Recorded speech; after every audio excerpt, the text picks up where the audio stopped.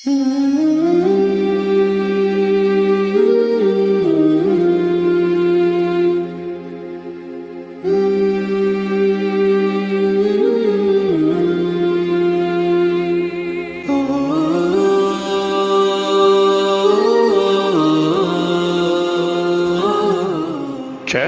حسین ستارے راہ علم و عمل۔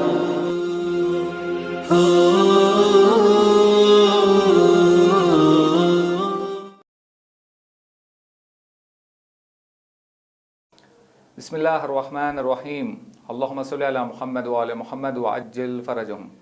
محترم ناظرین، السلام علیکم ورحمۃ اللہ وبرکاتہ۔ میں آپ کا میزبان سید جواہر علی عابدی حسین ستارے یوٹیوب چینل کے ہمراہ آپ کی خدمت میں ہر بار کی طرح اس بار بھی ایک خوبصورت اور انوکھا پروگرام لے کر حاضر خدمت ہوں۔ اس سے پہلے کہ ہمارے پروگرام کا آغاز کیا جائے، امید ہے کہ ہمارے ناظرین جہاں کہیں بھی ہوں گے خوشحال ہوں گے، شاد ہوں گے، آباد ہوں گے۔ ناظرین، اس سے پہلے آپ نے دیکھا کہ ہم نے ایک پروگرام آپ کے سامنے پیش کیا تھا۔ اس پروگرام کا نام احکام عقیقہ۔ ہم نے احکام عقیقہ کو 3 حصوں میں تقسیم کیا تھا۔ 2 حصوں پر بحث ہو چکی ہے، گفتگو ہو چکی ہے۔ ابھی جو آپ دیکھنے جا رہے ہیں اس کا تیسرا اور آخری مرحلہ اور آخری حصہ ہے۔ انشاءاللہ اس حصے پر گفتگو کرنے کے لیے ہمارے ساتھ آج ہمارے درمیان موجود ہیں برادر عزیز حجت الاسلام والمسلمین مولانا سید حبیب رضا باقری صاحب قبلہ، مسجد امام جمعہ و جماعت، مسجد امام علی، آر ٹی نگر، بنگلور۔ چلے ناظرین، آج کا پروگرام شروع کرتے ہیں، آغاز کرتے ہیں اور مولانا صاحب کی ملاقات کروائیں گے اور خوبصورت پروگرام آغاز کریں گے۔ السلام علیکم ورحمۃ اللہ وبرکاتہ۔ وعلیکم السلام ورحمۃ اللہ وبرکاتہ۔ میں سب سے پہلے ہمارے اس پروگرام میں آپ کا استقبال کرتا ہوں، خیر مقدم عرض کرتا ہوں، اور ساتھ ہی ساتھ میں ممنون ہوں، مشکور ہوں کہ آپ نے زحمت گوارہ کی اور ہمارے چینل تشریف لائے اور اس آخری حصے کے جو سوالات بچے ہیں احکام عقیقہ، اس کے جواب دینے کے لیے جو تشریف لائے ہیں، انشاءاللہ خدا اس کا اجر عطا کرے گا۔ بہت ہی ممنون اور مشکور ہوں۔ اگر آپ تیار ہیں تو انشاءاللہ میں سوال پیش کروں گا آپ کی خدمت میں۔ اعوذ باللہ من الشیطان الرجیم، بسم اللہ الرحمن الرحیم، الحمد للہ رب العالمین وبہ نستعین وہو خیر الناصرین ومعین۔ سب سے پہلے میں مولانا جواہر صاحب کا اور ان کے ساتھیوں کا دل کی گہرائیوں سے شکریہ ادا کرتا ہوں کہ انہوں نے ہمیں پھر دوبارہ دعوت دی اور ہم ان کی خدمت میں پہنچے اور انہوں نے سوالات ہی کے سلسلے کو ہمارے سپرد کیا۔ انشاءاللہ جوابات دینے کے لیے حاضر خدمت ہیں اور یہ سلسلہ جاری و ساری رہے گا۔ بسم اللہ۔ جی، چونکہ عقیقے کے احکام کو ہم نے 3 حصوں میں تقسیم کیا تھا۔ پہلا حصہ جس پر جو ہے برادر عزیز مولانا اعظم صاحب نے جو ہے اس میں شریک ہوئے، ان سوالوں کے جواب دینے کی انہوں نے کوشش کی اور جو بہت ہی خوبصورت انداز میں انہوں نے ہمارے ناظرین کو اس حصے کے جوابات جو ہے بتائے ہیں۔ دوسرا حصہ جس میں مولانا مدبر صاحب تشریف لائے تھے، انہوں نے اس حصے پر اچھے انداز میں روشنی ڈالی اور ہمارے ناظرین کو وہ حصے کے جو سوالات کے جو جوابات تھے انہوں نے بتائے ہیں۔ اب ہمارے پاس ایک حصہ باقی رہ گیا ہے، وہ احکام عقیقہ کے عنوان پر تیسرا اور آخری مرحلہ اور آخری حصہ ہے۔ وہ سوال یہ ہے کہ کبھی کبھی ایسا ہوتا ہے کہ ایک بچہ دنیا میں آیا، ایک مدت تک وہ رہا، جوان بھی ہو گیا، بالغ بھی ہو گیا، کئی عمر کا حصہ اس کا گزر گیا ہے، لیکن اس کے باوجود بھی جو ہے وہ عقیقہ نہیں کر سکا۔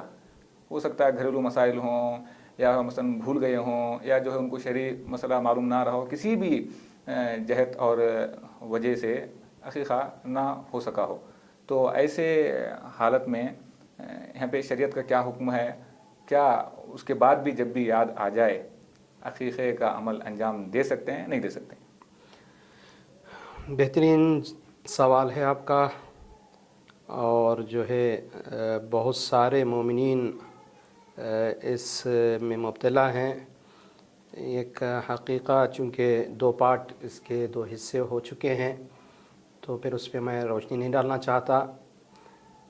لیکن صرف آپ کا جواب دیتے ہوئے میں آگے بڑھ جاؤں۔ عقیقہ جو ایک مستحب عمل ہے،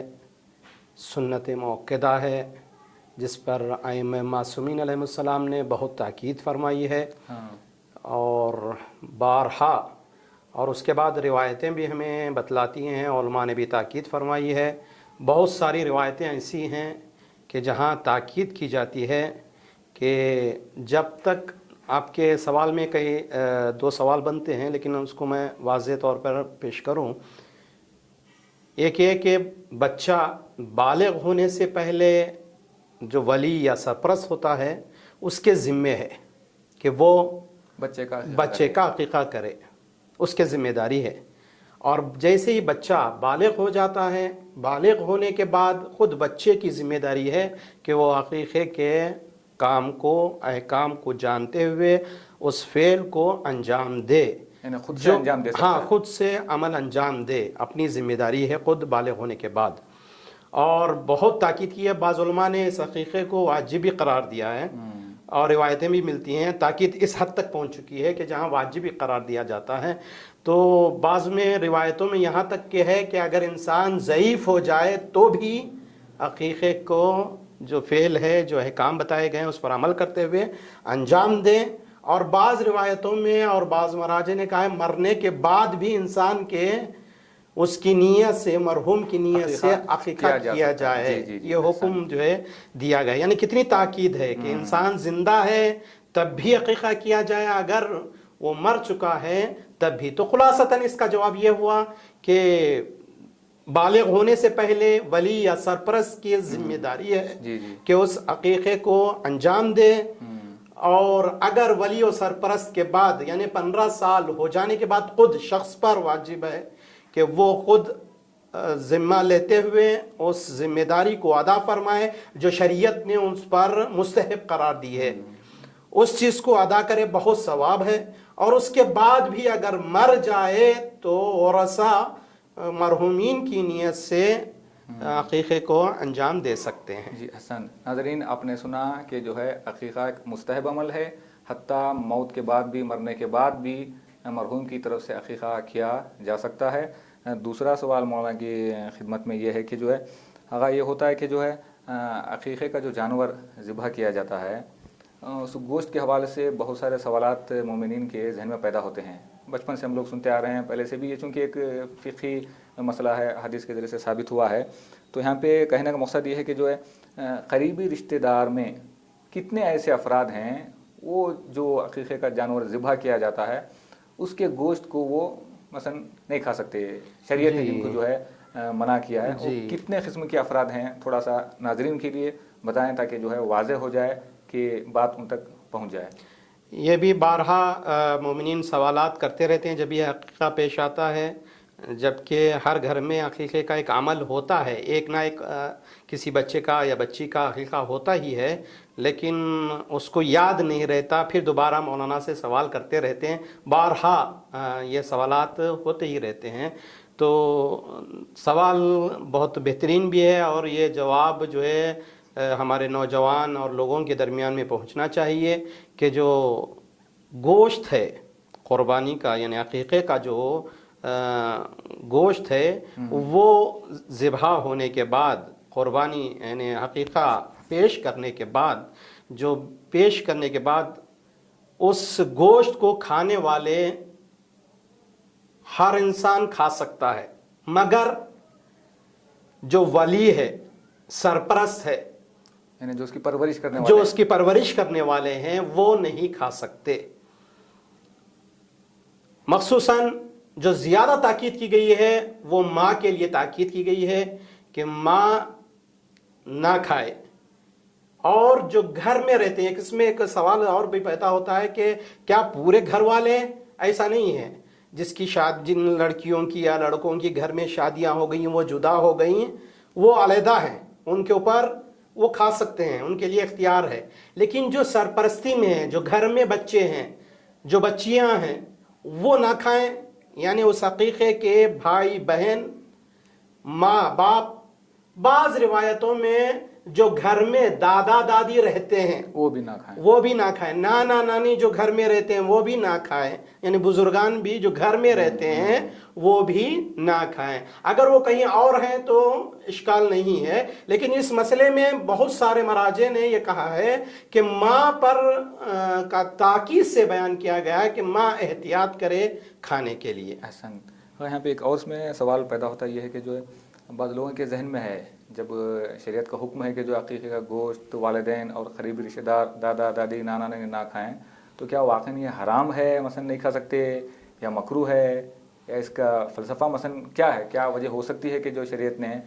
उस गोश्त को खाने से मना किया है? थोड़ा सा ये नाज़रीन इसके लिए जो है, चूँकि एक हकीक़ा जो है एक सदक़े की शाखों में से एक शाख है, और इसके लिए ताकीद की गई है कि माँ या सरपरस्त जो है, जो वली है या सरपरस्त है, वो ना खाए। वो ताकीद इसलिए की गई है कि ये ना हराम है बल्कि ये मकरूह है, एक ऐसा मकरूह अमल है जिसमें कराहत पाई जाती है,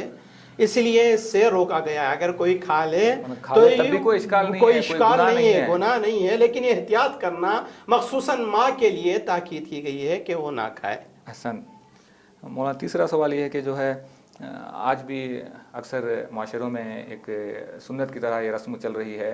अक़ीक़े के जानवर को ज़िबा करने के बाद जब भी कभी मौका मिलता है हम लोग जाते हैं तो हम लोगों से ये सवाल किया जाता है उलमा हज़रात से कि जो है अक़ीक़े का जो जानवर ज़िबा किया जाता है, क्या उसके गोश्त को किसी गड्ढे में दफन करना है, और बाद में जो हड्डियाँ बच जाती हैं, पहले से ये रस्म है, अलबत्ता आज ये चीज़ें ख़त्म हो रही हैं, लेकिन पहले से रिवाज है कि हड्डियों को क्या दफन कर देना है, क्या खून को मसलन गड़ा खोद के उसको दफन कर देना है, इसके बारे में शरीयत क्या कहती है? क्या खून को मसलन सड़क पे बहाया जा सकता है? क्या हड्डियों को जहाँ कहीं भी इंसान जगह मुनासिब हो उसको फेंक सकता है? इसके बारे में क्या शरीयत का हुक्म है? जी, शरीयत में ऐसा कोई हुक्म नहीं है कि जहाँ पर जो है दफनाया जाए। अलबत्ता क़ुरबानी का जो जानवर होता है उसके लिए एहतरामी तौर पर कहा गया है कि उसके जो गले के रस्सी होती है, कुछ आज़ा जो है दफनाने का हुक्म दिया गया है, वरना अक़ीक़े के लिए कहीं ऐसा हुक्म नहीं मिलता है। ये आदाब बुज़ुर्गों ने अपनी जानिब से बास चीज़ें हमारे अंदर ऐसी माहौल के एतबार से या क़रियों के एतबार से जो है कोई चीज़ें ऐसी दाखिल हो जाती हैं कि जो असल नहीं होती हैं, लेकिन उसको इतना उभार कर पेश किया जाता है, हकीकत में बन जाती है। लेकिन इसकी कोई हकीकत नहीं है कि हड्डियों को या खून को दफनाने का कोई हुक्म नहीं है। अलबत्ता कहा गया है कि हड्डी जो है दूसरों की ग़िज़ा है, मसलन दूसरे जानवर वगैरह जो उनकी ग़िज़ा है, उसको आज़ाद छोड़ना चाहिए ताकि उनकी ग़िज़ा बन सके। हसन, यानी नाज़रीन आपने सुना कि जो है अक़ीक़े के जानवर को ज़िबा करने के बाद शरीयत ने हुक्म नहीं दिया कि उसके खून को जो गड्ढे में दफन किया जाए या जो हड्डियों को दफन किया जाए, ऐसी कोई हमारे पास रिवायतें नहीं पाई जाती हैं। अगर चौथा सवाल आपकी खिदमत में ये है कि जो है अक़ीक़े के जानवर को ज़िबा करते हैं जी, अब उसके बदले में क्या होता है कि जो है मोहताज को जो गोश्त देना होता है अक़ीक़े का, बतौर हदिया हो, बतौर तोहफ़ा हो, ऐसे ही, तो ऐसे हालत में क्या उस हम जो जानवर ज़िबा कर रहे हैं उसके बदले में पैसा दे सकते हैं? मसलन फ़र्ज़ करें कि जो मुझे एक बकरा ख़रीदना है बच्चे के अक़ीक़े के लिए, उसकी कीमत है 5,000 रुपये, तो क्या मैं जानवर को ज़िबा किए बग़ैर 5,000 रुपये अक़ीक़े के उन्वान से किसी मोहताज को दे सकता हूँ, नहीं दे सकता?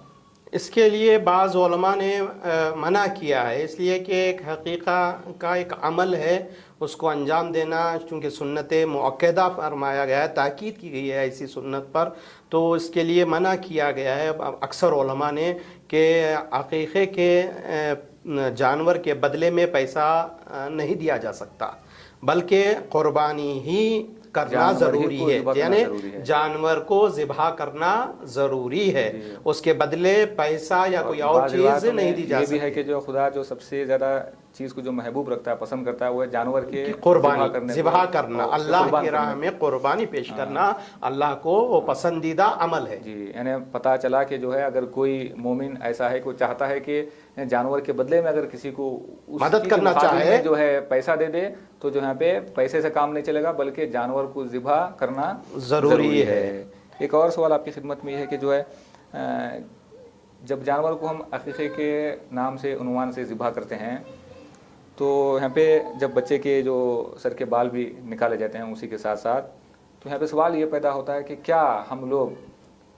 جو سر کے بال نکالے جاتے ہیں، جو چاندی جو وزن کی جاتی ہے، کیا چاندی ہی دینا پڑے گا، یا اس کے بدلے میں جو آج کل جو ریٹ ہے چاندی کا، جو پرائز ہے، اس کے بدلے میں ہم لوگ پیسہ بھی کسی مستحق کو دے سکتے ہیں؟ یہاں پر شریعت نے اجازت دی ہے کہ جو بال حقیقے کے ٹائم وقت پر نکالے جاتے ہیں اور اس کا وزن کیا جاتا ہے، وہ چاندی کے برابر ہو، اور اس کا جو بھی وزن ہو اس کی قیمت معین کی جائے، اور اس کے بعد وہ پیسہ بھی دیا جا سکتا ہے۔ لیکن بہتر یہ ہے کہ آپ چاندی ہی دیں جو روایتوں میں ملتا ہے، ورنہ آپ پیسے کے ذریعے سے بھی مدد کر سکتے ہیں، اس میں کوئی اشکال نہیں ہے۔ ایک اور سوال مومنین یہ کرتے ہیں کہ جو ہم لوگ چاندی دیتے ہیں یا اس کے بدلے میں جو پیسہ دیا جاتا ہے، یہ کس کو دیں؟ کیا یہ سید کو مثلا دیا جا سکتا ہے، یا غیر سید کو دیں، یا مستحق کو دیں، یا محتاج کو دیں؟ مثلا ہمارے گھر میں مثلا فرض کریں کسی کا عقیقہ ہو رہا ہے، تو ہمارے گھر میں مثلا کوئی پھوپھی ہے، خالہ ہے جو مستحق ہیں، کیا ان کو بھی یہ رقم دی جا سکتی ہے یا نہیں دی جا سکتی؟ علماء نے اس میں کہا ہے کہ جو مستحق ہے ایسا فقیر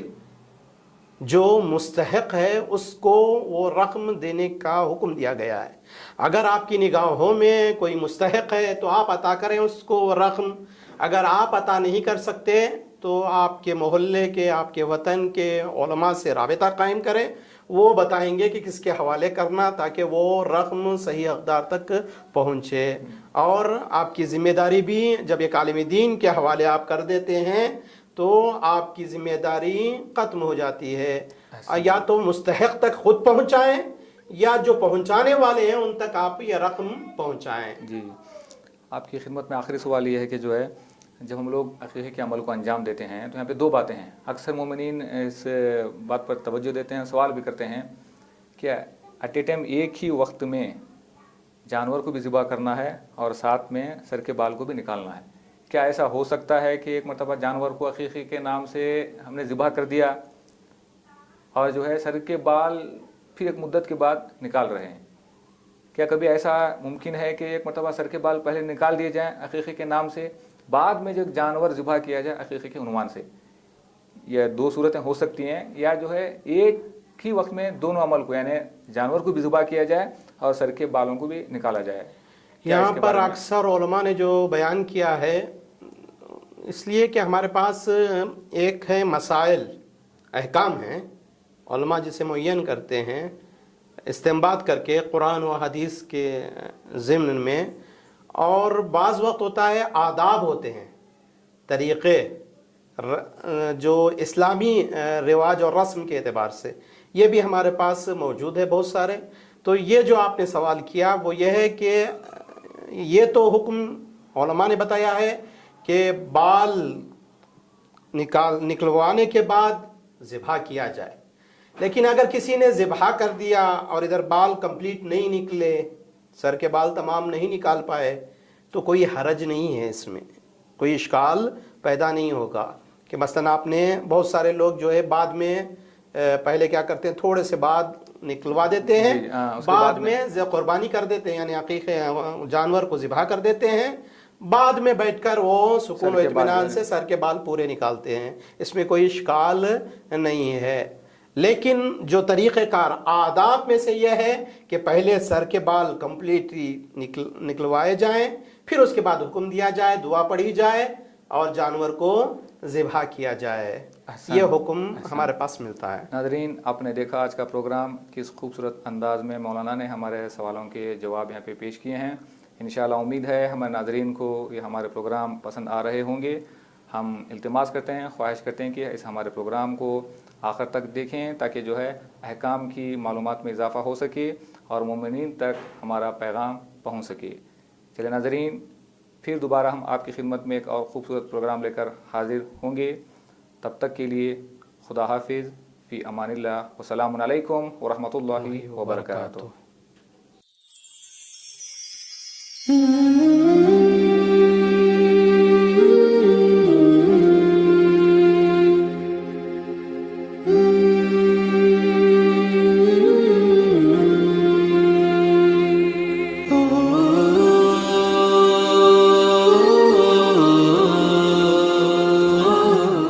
چینل حسین ستارے،